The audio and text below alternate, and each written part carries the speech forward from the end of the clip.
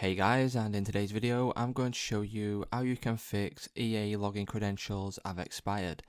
So this is a simple thing to do. The first thing you'll need to do is head over to ea.com.